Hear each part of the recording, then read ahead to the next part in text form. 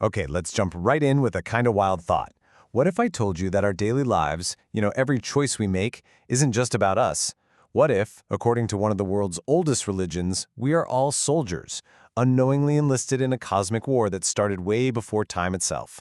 Today, we're going to dig into the Zoroastrian worldview, where humanity has this secret and absolutely crucial mission. And this, right here, is the core idea.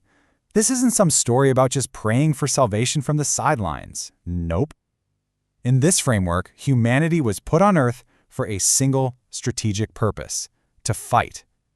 We are, quite literally, a military installation, a garrison deployed on the front lines. So what exactly is this war we're supposed to be fighting? Well, to understand our role, we have to go back, way back, not just to the beginning of humanity, but to the very beginning of existence itself. Because this conflict, it's woven into the very fabric of reality.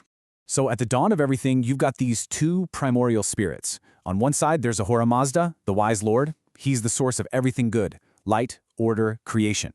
And on the other side, you've got Ahriman, the destructive spirit, the embodiment of darkness, chaos, and pure evil. They are total opposites, and their eternal struggle is what defines the entire universe.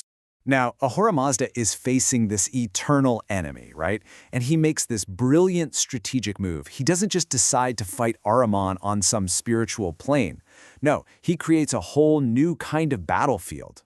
He creates what's called Gatig, which is our physical material world, the ground beneath your feet, the air you're breathing. And this single idea, it just reframes everything we think we know. Our world isn't an accident. It's not a paradise we lost. It was designed, from the ground up, as a trap, a cosmic prison. And the whole point of this trap was to lure the destructive spirit Arima into this physical creation. But why? Well, because in his natural state of timeless darkness, he could exist forever. But by tricking him into entering the material world, Ahura Mazda traps him inside of time. He basically puts a clock on evil, guaranteeing that one day it will be defeated. But look, you can't just trap a super powerful enemy in a prison and then just walk away, right? You need security inside the prison. And that's where we come in. We're the ground force. Think about it.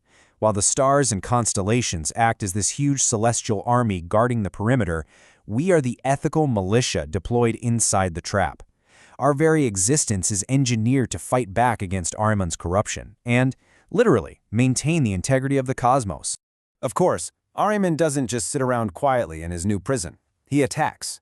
He brings suffering, disease, and death into this perfect world. And in his first big assault, he strikes what seems like a devastating blow. He kills the very first primordial human, a being named Gaiomard. It really looks like a massive win for evil. So it seems like the whole plan failed before it even got off the ground. Is that it? Is humanity's mission over before it even starts? No, not even close. Because Ahura Mazda pulls off this incredible move. He turns an act of total destruction into an act of creation. From the purified seed of the fallen Gaiomard, something sprouts from the earth. And you're not going to believe what it is: a rhubarb plant. Seriously, rhubarb. And from that plant, splitting into two, emerged the first human couple.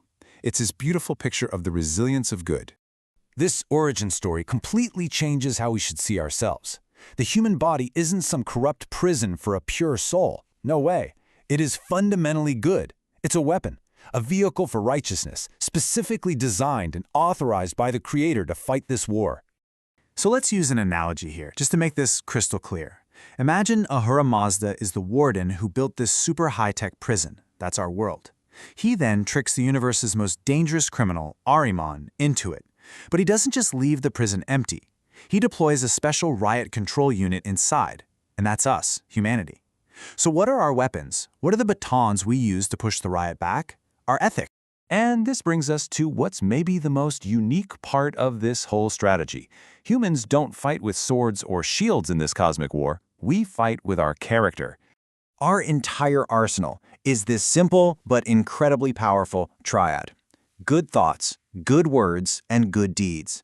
Every choice you make, every action you take, every intention you have, it becomes a move on this giant cosmic chessboard.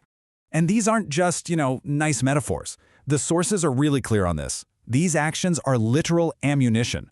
Every act of kindness, every truthful word, every constructive thought directly empowers the forces of good and literally weakens the forces of evil. Your personal morality has a real, tangible, cosmic impact. So humanity fights this war for thousands of years, one choice at a time, one deed at a time. But this isn't meant to be an endless stalemate. Remember, evil is on a clock. There is an endgame. And this endgame is called Frashokharidi. It basically translates to the final renovation. It's this final, decisive, cataclysmic event that's going to purify the entire cosmos and utterly destroy Ahriman and all of his influence, once and for all. The way this final judgment plays out is just fascinating. A great river of molten metal will flood the world. But here's the thing, the experience is totally subjective. For the righteous, the loyal soldiers who fought for good, it's going to feel like a pleasant bath of warm milk. But for the wicked, for those who sided with destruction, it's going to be a purifying fire that burns away all their corruption. And with that final purification, the war is won. The breach in reality that Ahriman used to get into our world is sealed forever. The physical world, now totally perfected, is merged with the spiritual world, creating this single, eternally good existence. Humanity's mission is finally complete. So this ancient worldview leaves every one of us with a really profound and very personal question.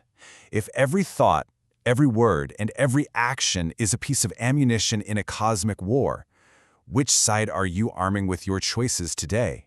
It kind of reframes everything, doesn't it? It suggests that even the smallest act of goodness is, in fact, an act of war.